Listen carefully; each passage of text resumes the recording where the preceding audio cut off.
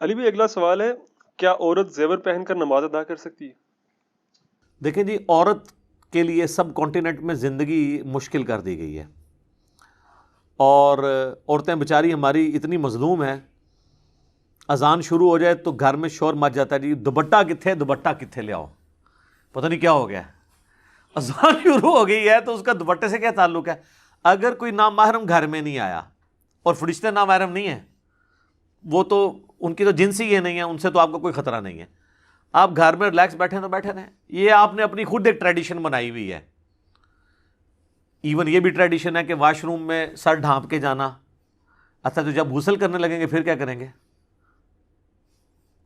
کوئی لاجیکل بات کریں، اس طرح نہیں ہوتا۔ تو وہ اتنی مشکل زندگی کر دیتے ہیں، وہ کہتے ہیں کہ جناب عورت جب جائے نا جی اذان شروع ہو جائے تو فوراً دوپٹہ لے لے۔ ٹھیک ہے، ٹریڈیشنل آپ کریں، ہمیں کوئی اعتراض نہیں ہے، اس کو دین بنا کے آپ پیش نہ کریں۔ آپ کا اپنا ذاتی شغف ہے، جو مرضی کریں اور بنائیں، آپ اس میں چیزیں ایڈ کرتے جائیں، لوگوں کے لیے زندگی مشکل کرتے جائیں۔ اسی طریقے سے زیور کے بارے میں بھی لوگوں کے دماغ میں ہو سکتا ہے مت ہو، ادروائز زیور کا نماز کے ہونے یا نہ ہونے کے ساتھ کوئی تعلق نہیں ہے، بلکہ زیور پہن کے تو نبی علیہ السلام کی جو صحابیات تھیں وہ باقاعدہ نماز پڑھتی تھی۔ بخاری اور مسلم دونوں میں حدیث ہے، آپ عید والا چیپٹر نکال لیں، بخاری کا بھی مسلم کا بھی، کہ نبی علیہ السلام نے عید کی نماز پڑھائی، نماز پڑھانے کے بعد آپ علیہ السلام جو ہے وہ مردوں کی طرف گئے، ادھر اپیل کی آپ نے اللہ کی راہ میں خرچ کرنے کی، پھر عورتوں کی طرف آئے، وہاں پر آپ نے اپیل کی۔ حضرت بلال جو ہیں وہاں پہ وہ آپ سمجھ لیں چندہ اکٹھا کر رہے تھے اللہ کے لیے، اپنے محل بنانے کے لیے اور گاڑی خریدنے کے لیے نہیں، پامے تو چندے کا ثبوت کر لو اللہ کے لیے۔ تو اس میں بخاری مسلم دونوں میں الفاظ ہیں کہ عورتوں نے اپنے کانوں کی بالیاں، اپنے بازوؤں کے زیور، اپنے گلے کے ہار بھی اتار کے ڈال دیے۔ تو یہ حدیث اس بات کا ثبوت ہے کہ وہ عورتوں نے زیورات کے اندر نماز پڑھی تھی۔ اس کے لیے آپ کو امام حنیفہ کو فیکس نہیں کرنی پڑے گی، یہ بخاری مسلم دونوں میں حدیث کے طور پہ موجود ہے۔ یہ کوئی ایسا مسئلہ نہیں ہے جو آپ کو استنباط، اتنا موٹا لفظ بولتے ہیں استنباط، عام بندے کی اہلیت نہیں ہے وہ قرآن و حدیث سے ڈائریکٹ مسئلے نکال سکے۔ اور یقین کریں یہ ان لوگوں کو فالو کر رہے ہوتے ہیں جو قرآن و حدیث سے ڈائریکٹ مسئلے اچھل اچھل کے باہر نکل رہے ہوتے ہیں نا، ان کو سائڈ پہ کر کے ان کے اپوزٹ مسئلے بتا رہے ہوتے ہیں۔ ان کو یہ کہہ رہے ہوتے ہیں کہ ہمارے امام ہیں، ہمارے بزرگ ہیں، جو مسئلے خود اچھل کے کہہ رہے ہوتے ہیں کہ یہ مسئلہ ہمارا یہ ہے، وہ کہتے ہیں نہیں تو سائڈ پہ ہو جا۔ ہاں صحیح بخاری مسلم دونوں میں نہیں ہے کہ نبی علیہ السلام نے اپنی جو نواسی تھی امامہ، اس کو گود میں اٹھا کے نماز پڑھی، فرض نماز پڑھائی، اور جب آپ سجدے میں جاتے تھے سائڈ پہ بٹھا دیتے تھے، جب قیام میں آتے تھے اوپر اٹھا لیتے تھے۔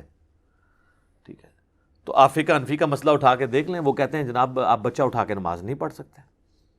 ہاں اسی پلیٹ فارم پہ آپ کو سنن نسائی اور مسند احمد کی حدیث ضرور سنائی جائے گی کہ نبی علیہ السلام جب سجدے میں جاتے تھے، حسن و حسین کندھے پر سوار ہوتے تھے تو نبی علیہ السلام نماز لمبی کر دیتے تھے۔ یہ وہ مزہ ویل کر رہے ہیں، اور وہ فرض نماز ہوتی تھی، جب تک وہ بچہ اترتا نہیں تھا آپ علیہ السلام سجدے سے سر نہیں اٹھاتے تھے۔ اور فقہ حنفی میں مسئلہ انہوں نے یہ لکھ دیا ہوا ہے در مختار کے اندر کہ اگر آپ بچہ اٹھا کے نماز پڑھتے ہیں تو آپ کی نماز باطل ہے۔ ہاں اگر آپ کتا اٹھا کے پڑھ لیں تو آپ کی نماز درست ہے، لیکن اس کا منہ آگے سے باندھ لیں، کہیں زبان نہ مار دے، کیونکہ اس کی تھوک ناپاک ہے۔ سر اس میں نا بزرگوں سے ریکویسٹ ہے وہ ایڈ کریں کہ منہ بھی باندھ لیں اور ایک پیمپر بھی پہنا دیں، ہو سکتا ہے نماز کے دوران وہ آپ کو تر و تازہ نہ کر دے اور الٹا نماز ہی جاتی رہے۔ یہ کون سا کتا ہے جس کو اٹھا کے نماز پڑھنے کی آپ کو ضرورت پیش آئی ہے؟ یعنی یہ اولیاء اللہ نے کتے پالے ہوئے تھے، اتنے شوقین مزاج تھے وہ کہ مطلب وہ کتے اٹھا کے نمازیں پڑھا کرتے تھے۔ یہ کون سے کتے ہیں؟ پالتو کتوں کو اٹھایا جاتا ہے نا، شکاری اور اسٹیشن کتا تو کسی نے اٹھا کے نماز نہیں پڑھنی نا۔ تو اسلام میں تو صرف آپ شکاری کتا رکھ سکتے ہیں یا حفاظت کے لیے۔ بخاری مسلم میں حدیث ہے کہ جس نے شکار یا حفاظت کے علاوہ، ریوڑ کی حفاظت یا گھر کی حفاظت کے علاوہ، وہ بھی باؤنڈری سے باہر کتا پالا تو روزانہ ایک قرات اجر اس کے نام اعمال سے کم ہو جائے گا، اور ایک قرات اود پہاڑ کے برابر ہے۔ کتے کے اوپر لادہ سے میرا ایک کلپ بھی ہے، وہ آپ دیکھ لیں، شکار کے اوپر آپ لکھیں ڈاگ پالنا، ریبیز کے بارے میں بھی جو ہلکے ہو جاتے ہیں. تو جب یہ صورتحال ہو تو وہاں پر جو مسئلے یعنی کلیئر کٹ قرآن و حدیث سے نکل رہے ہوتے ہیں نا، اس کو تو یہ سائڈ پہ کر دیتے ہیں اور کہتے ہیں استنباط. ان کا استنباط یہ ہوتا ہے کہ کلیئر کٹ نکل رہا ہے ایاک نعبد و ایاک نستعین. اب اس میں سے نکالنا یہ ہے کہ بابوں کو کیسے پکارا جائے. یہ بزرگوں نے خدمت کرنی ہوتی ہے اسلام کی. بہت کر لی خدمت، ان ریٹائر ہو جاؤ، ان زمانہ بدل گیا. مرنے سے پہلے اے مسلمہ کر لے اس پہ غور، کتابوں کا خدا اور ہے، بابوں کا خدا اور. تو عورت زیور پہن کے نماز پڑھ سکتی ہے. ٹھیک ہوگا جی. جزاک اللہ. علی بھائی اگلا سوال ہے، کیا نماز کی حالت میں عورت کے لیے سارے جسم اور سر کے بالوں کے ساتھ ساتھ ہاتھ اور پاؤں کو ڈھانپنا بھی ضروری ہے؟ اہل حدیث تھوڑی سختی کرتے ہیں اس مسئلے میں. ایک ویسے ضعیف روایت بھی ہے سنن ابی داؤد کے اندر پیش کی جاتی ہے، لیکن وہ روایت کمزور ہے، کہ بلکہ اس کو یہ بھی کہا جاتا ہے موقوفاً ہے ام سلمہ سے، لیکن پھر بھی اس کی سند کمزور ہے کہ عورت جو ہے وہ نماز کی حالت میں اس کا ستر یہ ہے کہ وہ اپنے پاؤں بھی ڈھانپے اگر وہ ایک چادر میں نماز پڑھ رہی ہے. تو یہ روایت تو کمزور ہے. بعض باقی روایتیں ایسی ملتی ہیں جس کی بنیاد پہ لوگوں نے یہ مسئلہ نکالا ہے. باقی امت کا اجماع اس پہ نہیں ہے. امت کا اجماع اس میں یہ ہے کہ چہرے کی ٹکیا، دونوں ہاتھ اور ٹخنوں سے نیچے والے پاؤں. عورت ٹخنوں سے اوپر نہیں کر سکتی، تہمد یا پینٹ یا اپنا پجامہ یا شلوار، اس نے ٹخنوں سے نیچے کرنا ہے. مرد نے اوپر رکھنا ہے. ابو داؤد میں حدیث ہے کہ ٹخنوں سے نیچے ہو تو نماز نہیں ہوتی اس کی. تو یہ وہ چیزیں جن کا قرآن میں سورہ النور کے اندر ذکر ہے، سورۃ العذاب میں، کہ یہ چیزیں وہ ہیں جو خود بخود ظاہر ہو جاتی ہیں، چہرے کی ٹکیا اور یہ اور یہ بھی اس صورت میں جب آپ محرم کی موجودگی میں نماز پڑھ رہے ہیں یا عورتیں عورتوں والی سائڈ پہ نماز پڑھ رہی ہیں. اگر مردوں کے ساتھ مکس گیدرنگ والا معاملہ ہے تو اگر تو یعنی مرد جو ہیں وہ صحابہ کرام ہوں اور عورتیں پیچھے نماز پڑھتی ہوں اور صحابہ کرام مڑ مڑ کے پیچھے تو نہیں ظاہر دیکھیں گے، تو پھر وہاں پہ تو عورت چہرہ کھلا رکھ کے بھی نماز پڑھ سکتی ہے. جس طرح ہم کہتے ہیں نا کہ وہ نبی علیہ السلام نے، اور وہاں اسی بخاری مسلم میں حدیث میں موجود ہے، نبی علیہ السلام فرمایا جب تک مرد سر نہ اٹھا لیں عورتیں سر نہ اٹھائیں، کیونکہ کپڑے بیچاروں کے مختصر ہوتے تھے، بعض کا شرمگاہ نظر آ جاتی تھی. تو حضور علیہ السلام نے یہ نہیں حکم دیا. جہاں اتنی غربت یہ سارا کچھ ہو، اللہ کے نبی کے پیچھے نماز پڑھ رہا ہو بندہ، تو ان چکروں میں تو نہیں پڑے گا نا وہ. تو اب تو خیر میں سمجھتا ہوں زیادہ بہتر معاملہ ہے کہ عورتوں کی جگہ ہی نماز کے لیے الگ بنی ہوتی ہے. وہاں پہ تو پھر کوئی ایسا سلسلہ نہیں ہے، سوائے اس کے کہ سی سی ٹی وی کیمرے نہیں ہونے چاہیے. وہاں پہ بھی کوشش بچنے میں ہی عافیت ہے. بعض اوقات انہوں نے کیمرے بھی لگائے ہوتے ہیں علماء نے امت کے وسیع تر مفاد کے لیے، تو وہاں پہ تو نہیں ہونے چاہیے کیمرے. اسی لیے میں کہتا ہوں مسجدوں میں اعتکاف کو بھی اوائڈ کریں، عورتیں گھروں میں ہی کریں اجتہاداً، کوئی مسئلہ نہیں ہے. کیونکہ اس طرح کے ایشوز پھر بڑی دور تک چلے جاتے ہیں، کئی ایک چیزیں پھر سامنے آنا شروع ہو جاتی ہیں، مسئلے خراب ہو جاتے ہیں. اس لیے عورتیں جو ہے نا وہ اپنے معاملات کو بڑا دیکھ سنبھل کے چلیں. باقی پاؤں اگر وہ ڈھانپ لیتی ہیں تو ٹھیک ہے، کوئی حرج نہیں ہے، لیکن یہ ان کے سطر کا حصہ نہیں ہے. جس طرح مرد کا سطر نماز کے لیے ناف سے لے کے گھٹنوں کے نیچے تک ہے، بشرطے کہ قمیض نہ ہو، ورنہ وہ بخاری میں حدیث ہے کہ اس شخص کی نماز نہیں ہوتی جب تک اس کا کچھ حصہ کندھے پر نہ ہو. تو وہ 2 چادروں میں آپ نے نماز پڑھنی ہے، ایٹ لیسٹ 2 چادریں. نہ ہو تو پھر تو تہمت بھی کافی ہے. تہمت بھی نہ ہو تو آپ فقہ حنفی سے رابطہ کریں، جس میں لکھا ہوا ہے کہ ایک جنگل ہے، اس میں 12 بندے ہیں، 12 ہی ننگے ہیں، تو امامت کون کروائے گا؟ اور پھر وہ کہتے ہیں جی دیکھیں جی یہ کس حدیث میں مسئلہ آیا ہے. ٹھیک ہے، اب اندازہ کریں آپ ایک مسئلے خود بناتے ہیں اور پھر حدیثوں کا مذاق اڑاتے ہیں. اس طرح کے تو کئی مسئلے میں نے آپ کے بزرگوں کے نکالے ہیں، ان کو نہیں پتہ. مجھے بتائیں کس بزرگ کی کتاب میں کینگرو کا مسئلہ لکھا ہے، پرانے بزرگ کے، کہ کینگرو حلال ہے یا حرام؟ زرافہ، ان بیچاروں کو تو ان جانوروں کا پتہ بھی نہیں تھا، تو اب میں ان کا مذاق اڑانا شروع کر دوں گا؟ اجتہاد ہی تو اسلام کی خوبصورتی ہے. قیامت تک آپ نے حالات و واقعات کو دیکھ کے کسی رزلٹ تک پہنچنا ہے. تو یہاں پر بھی یعنی اجتہاد کے معاملے کے طور پہ چیزوں کو دیکھا جائے گا. عورتیں جو ہیں وہ بہتر تو یہ ہیں کہ جب وہ محرم میں ہوں تو پھر تو ٹھیک ہے، ادروائز اگر کسی ایسی اوپن جگہ پہ نماز پڑھ رہی ہیں جہاں پہ غیر محرم کی نظر پڑ سکتی ہے تو اس میں وہ چہرے کا بھی نقاب کرے. البتہ پاؤں کو ڈھانپنا یہ ضروری نہیں ہے. ویسے آپ سعودی عرب میں چلے جائیں نا تو وہ عورتوں کو انہوں نے کالے دستانے بھی پہنائے ہوتے ہیں, پاؤں میں جرابیں, سخت گرمیوں کے اندر انہوں نے نا یہ سارا کچھ. یہاں پہ بھی آپ دیکھ لیں کہ پورے کا پورا دین عورتوں پہ اپلائی کیا ہوتا ہے. میں نے کئی یعنی لوگ دیکھے ہیں جو خود انہوں نے داڑھیاں بھی نہیں رکھی ہوئی ہیں اور عورتوں کو سر سے لے کے پاؤں تک انہوں نے نا ہر چیز چھپا کے رکھی ہوئی ہے, ایون کالی اینکیں بھی لگائی ہوتی ہیں آنکھوں کے پردے کے لیے بھی. میرا خیال ہے اپنے حصے کا اسلام بھی تقریباً جو ہے نا آدھا انہی کے اوپر ہی ڈال دیا ہوتا ہے. تو ہم تو نہیں کر سکتے تو عورتوں کے لیے جو ہے نا زندگی مشکل کریں. تو اگر کوئی عورت لمبا کوئی اس طرح کا پہننا چاہتی ہے ضرور کرے, لیکن یہ اوبلیگیٹری نہیں ہوگا. قرآن میں واضح یعنی موجود ہے کہ وہ چیزیں جن کے لیے چھپانا یعنی ایک عام حالت میں بھی یہ کھلی رہتی ہیں چیزیں. تو چہرہ جو ہے بہرحال اس میں احتیاط کرنی چاہیے اگر غیر محرم کے سامنے. اگر گھر میں ہے تو پھر آپ کوئی مسئلہ نہیں. البتہ یہ حدیث ہے سنن نبی داؤد کے اندر, نبی صلی اللہ علیہ وآلہ وسلم نے فرمایا کہ جب عورت بالغہ ہو جائے تو اللہ تعالیٰ ننگے سر اس کی نماز قبول نہیں کرتا. نابالغ چھوٹی بچی ہے تو وہ ننگے سر بھی نماز پڑھ سکتی ہے, بالغہ عورت ننگے سر نماز نہیں پڑھ سکتی. اور ننگے سر کا مطلب اس کا سر پورا, اس کے بال ڈھانپے ہوئے ہوں اور ایسی چادر اس کے اوپر ہو جس میں سے بالوں کی سیاہی بھی باہر نہ چمکے, کیونکہ جسم چھپایا جاتا ہے نا, کپڑا تو اسی مقصد کے لیے پہنا جاتا ہے. اگر آپ اتنا باریک کپڑا پہن لیں کہ جسم نظر آئے تو وہ تو آپ کا ستر نہیں ہے. جس طرح آج کل بہت کاٹن کے باریک اگر کپڑے آپ نے سفید رنگ کے پہنے ہوئے ہوں تو جسم اندر سے نظر آ رہا ہوتا ہے, کالے ہوں تو پھر بھی پردہ رہ جاتا ہے, یا کوئی ڈارک کلر کے اس میں بھی کوشش کرنی چاہیے موٹا کپڑا. اس طریقے سے اگر باریک دوپٹہ سر پہ اوڑھا ہوا ہے, ویسے عورتوں کو یہ بات پتہ ہے وہ ڈبل ٹرپل کر کے اوڑھ لیتی ہیں, بال نکلے ہوئے نہ ہوں. بالغہ عورت ہے تو اس کی نماز قبول نہیں ہوگی اگر ننگے سر وہ نماز پڑھ رہی ہے. اچھا, اس کو مس یوز بھی کیا گیا ہمارے لوگوں نے نا پردے کی ترغیب دلانے کے لیے. میں نے خود ایسی پوسٹیں دیکھی ہیں فیس بک پہ جن پہ لکھا ہے کہ جو عورت ننگے سر رہتی ہے اللہ اس کی نماز ہی قبول نہیں کرتا. اس کو اس رنگ میں بدل دیا, حالانکہ وہ الفاظ یہ تھے کہ جب عورت بالغہ ہو تو ننگے سر نماز قبول نہیں ہوتی, یعنی نماز کی حالت میں اس کا سر ننگا نہیں ہونا چاہیے. یہ اسی طریقے سے وہ جیسے صحیح بخاری میں حدیث ہے نا, اس کا ترجمہ بھی انہوں نے غلط کیا ہوا ہے کہ سب سے بہتر وہ ہے جس کی سب سے زیادہ بیویاں ہوں. صحیح بخاری کی حدیث. سر قرآن میں تو لکھا ہوا ہے کہ یہ صرف اجازت ہے 2 3 یا 4 تک, اور پھر اللہ تعالیٰ نے فرمایا اگر خدشہ ہو انصاف نہیں کر سکو گے تو 1 پہ اکتفا کرو. قرآن میں تو 1 کو پریفریبل کہا گیا ہے, زیادہ کی اجازت ہے.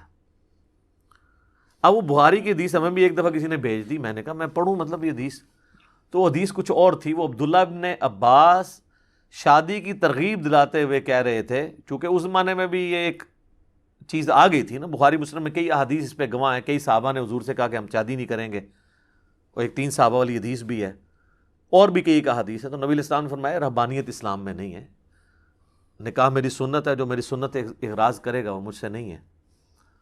تو اسی کانٹیکسٹ میں نا عبداللہ ابن عباس بیسیکلی نکاح کی ترغیب دلا رہے تھے.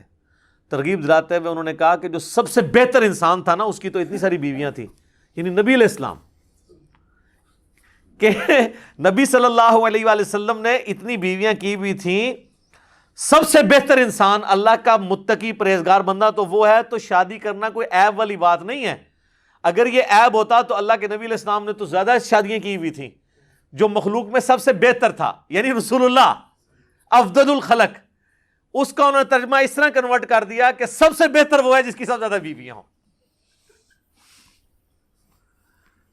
تو وہ ہم تھوڑی سی عقل اپنی بھی استعمال کر لیا کریں کہ یہ ترجمے کس طریقے سے کس طرف لے کے جائے. اور بعض کا ایسے ہو جاتا ہے تھوڑا سا وقف کرنے سے رکنے سے, اٹھو مت بیٹھو, اگر آپ اٹھو مت کے اوپر رک جائیں تو اس کا مطلب ہے اٹھو مت بیٹھ جاؤ, اور اگر آپ نہ رکیں تو اٹھو پہ رک جائیں, اٹھو مت بیٹھو تو اس کا مطلب ہے اٹھ جاؤ. ایک ہی جملہ ہے, تھوڑی سی اس کی ٹون بدلنے سے, وقت کرنے سے, بدلنے سے کیا بن جاتا ہے. تو وہ لوگ اپنے اپنے مطلب اس میں سے نکال لیتے ہیں. تو اس طرح حدیث کے اندر جو ہے وہ یہی ہے کہ جو بالغہ عورت اس کے ننگے سر نماز نہیں ہوتی، اس کو سر ڈھانپ کے نماز پڑھنا پڑے گی، یہ اس کا مطلب ہے۔ واش روم جانے کے لیے بھی سر ڈھانپنا کوئی ضروری نہیں ہے، غسل کرنے کے لیے بھی سر ڈھانپنا کوئی ضروری نہیں ہے۔ عام حالت میں عورت اپنے گھر میں ریلیکس رہنا چاہتی ہے، اس کو کسی بھی صورت میں اس طرح کے اضافی کپڑے رکھنے کی ضرورت نہیں ہے اگر کسی غیر محرم کی اس پہ نظر نہیں پڑ رہی۔ البتہ بعض یعنی جسم کے حصے وہ ہیں جو آپ محرم سے بھی سوائے اپنے خامند کے اس کو لوگوں پہ ایکسپوز نہیں کریں گے، اس لیے قرآن میں آنا ہے کہ ایک اضافی چادر سینے پہ رکھنی ہے، اور عورتیں رکھتی ہیں، گھروں میں بھی رکھتی ہیں، عام حالت میں بھی، وہ اپنی جگہ۔ میں بات کروں چہرہ کھلا ہونے کے، یا ایون ایک عورت اپنے باپ کے سامنے آتی ہے، اس نے ویسے دوپٹہ لیا یا دوپٹہ اس کا گر گیا، بال ظاہر ہوئے ہیں، تو اس کے باپ کے لیے تو وہ پردہ نہیں ہے اس کے بالوں کے ساتھ۔ باپ بیٹی کا تو رشتہ بہت عظیم ہے، ٹھیک ہے، تو وہ معاملہ بالکل الگ ہے، تو اس طرح چیزوں کو مکس کرنے کی ضرورت نہیں ہے، ٹھیک ہو گیا جی۔ جزاک اللہ۔ علی بھائی اگلا سوال ہے، کیا نماز کے لیے عورت پر بھی جوڑا کھولنا ضروری ہے جیسا کہ مردوں کے لیے بالوں اور کپڑوں کو سمیٹنے کی ممانعت آئی ہے؟ بخاری مسلم میں حدیث ہے، نبی علیہ السلام نے فرمایا کہ کوئی بھی نماز کی حالت میں نہ تو اپنے بالوں کو سمیٹے اور نہ کپڑوں کو، یہ ودن نماز ہے، اس چیز کو نبی علیہ السلام نے ناپسند فرمایا۔ اس کی وجہ سے محدثین نے پھر شرح یہ کی ہے کہ اصل میں نبی علیہ السلام کی خواہش ہے کہ جو بندہ سجدہ کرے تو اس کے بال بھی عاجزی کے طور پہ جا کے سجدے میں گریں، اگر اس نے سر پہ کوئی ٹوپی نہیں پہنی ہوئی ہے تو اس کا جوڑا نہ باندھے، یا پگڑی پہنی ہے، ٹوپی پہنی ہے، پھر تو خود بخود بال نہیں جا کے گریں گے۔ جوڑا کرنے کی نماز کی حالت میں اجازت نہیں ہے، ویسے اگر کوئی مرد جوڑا کر لیتا ہے کوئی حرج نہیں ہے، لیکن وہ کندھوں سے اوپر اس کے بال ہونے چاہیے، اس سے نیچے رہو۔ بال کو سمیٹنے کے لیے آپ جیل بھی لگا سکتے ہیں، صحیح بخاری میں موجود ہے، مسلم میں اما عائشہ کہتی ہیں کہ نبی علیہ السلام کے بالوں کو میں گوندا کرتی تھی، اس وقت گوند استعمال ہوتی تھی، بال بہت گھنے تھے تو چپکا دیا کرتی تھی بالوں کو، ایک جگہ سیٹ رہے، تو رکھ سکتے ہیں آپ۔ یہ جو جوڑے والا معاملہ ہے نا کہ عورت جوڑا یعنی کھولے اور بالوں کو سیدھا کر کے نماز پڑھے، یہ جوڑے میں پڑھ سکتی ہے، بالکل پڑھ سکتی ہے، اپنے گھر میں پڑھ رہی ہے تو بالکل ٹھیک ہے۔ رہا پبلک پلیس کے اوپر اس طرح کا جوڑا بنانا کہ وہ سر پہ اس طرح ابھرا ہوا باہر سے نظر آئے، جس طرح کئی عورتیں جو ہیں وہ اپنے بالوں کو نمایاں کرنے کے لیے، اپنے جسم کے نمائش کے لیے حرکت کرتی ہیں، وہ تو غلط ہے۔ وہ تو صحیح مسلم میں حدیث ہے نا کہ نبی علیہ السلام نے فرمایا کہ 2 اس قسم کے جہنمی ہیں جن کا عذاب میں نے بھی نہیں دیکھا، اتنا سخت عذاب ہے۔ ان میں سے پہلی کیٹیگری ان لوگوں کی ہے جن کے ہاتھ میں کوڑے ہیں، یعنی ویسے حکمران یا ایسے جلاد جو لوگوں کو ناحق مارتے ہیں، اور دوسری وہ عورتیں جو مٹکنے والیاں، مردوں کو اپنی طرف مائل کرنے والیاں، اور ایسا لباس پہننے والیاں کہ گویا وہ ننگی ہوں، یعنی اتنا چست لباس یا اتنا باریک کہ اس میں سے جسم ڈھلک رہا ہو، جن کے سر بختی اونٹوں کے مانند ہوں گے۔ یہ آپ دیکھیں عرب میں اگر آپ چلے جائیں نا تو کئی عورتیں جو ہے نا یہ اتنا بڑا اوپر جوڑا کر کے نا یوں کر کے حجاب لیا ہوتا ہے۔ یہ کون سا حجاب ہے جس میں آپ اٹریکٹ کر رہے ہیں کسی کو؟ اس قسم کا جوڑا نماز ہو یا نماز کے باہر یہ ویسے ہی غلط ہے۔ اس جوڑے میں بھی کوئی نماز پڑھ لے گا، نماز اس کی ہو جائے گی عورت کی، لیکن یہ عمل بذات خود غلط ہوگا۔ ایون مرد کے لیے بھی جو ہے یہ صرف ترغیب کے لیے ہے کہ وہ یعنی ان کاموں سے بچے کہ نماز کی حالت میں وہ جوڑا یا کپڑوں کو نہ سمیٹے۔ اب بعض کا لوگ پینٹ میں نماز پڑھ رہے ہیں، اب سجدے میں جانے لگتے ہیں تو تھوڑی سی پینٹ ان کو سمیٹنی پڑ جاتی ہے، ادروائز پینٹ پھٹ سکتی ہے، تو وہ اتنی چوڑی نہیں ہوتی، ڈریس پینٹ نہ ہو تو وہ ایک معاملہ الگ ہے۔ یہ چیزیں پریفریبل ہیں، یہ اس طرح کی چیزیں نہیں ہیں جن سے حلال و حرام کا مسئلہ اخذ ہونا شروع ہو جائے۔ تو بہتر یہ کہ عورت جو ہے وہ جوڑے کو اوائڈ ہی کرے، بال سیدھے رکھے نماز کے لیے بھی، لیکن بعض اوقات وہ وقتی طور پہ سمیٹنے پڑ جاتے ہیں، کوئی حرج نہیں ہے۔ اور اس میں ایک میں شرعی مسئلہ بتا دوں، بخاری مسلم میں یہ بھی حدیث ہے، اما عائشہ کہتی ہیں کہ نبی علیہ السلام ہمیں حیض کے بعد جب غسل کا حکم دیتے تو حکم دیتے کہ جوڑا کھول کے ہم غسل کریں، اور عام غسل جنابت میں آپ ہمیں چٹیا یا جوڑا کھولنے کا حکم نہیں دیتے تھے، یعنی جو بال باندھے ہوئے ہوتے تھے چٹیا، تو وہ بس چٹیا کے اوپر ہی ہم پانی بہا لیں، بس سر کی جڑ تک پانی پہنچ جائے، عورتوں کو اللہ نے یہ ثانی دی ہے کہ وہ حیض کا غسل تو بال کھول کے کریں گی، اس زمانے میں تو پانی بھی ایشو تھا، اور عام جو غسل ہے نا اس کے لیے ان کو کوئی پانی اتنا زیادہ استعمال کرنے کی ضرورت نہیں. لیکن آج کل تو ویسے ہی مسئلہ نہیں ہے، شاور ہے، پانی کھلا ہے، زمین نے اپنے خزانے اگل دیے، اب تو یہ ایشوز ہی ختم ہو چکے ہیں.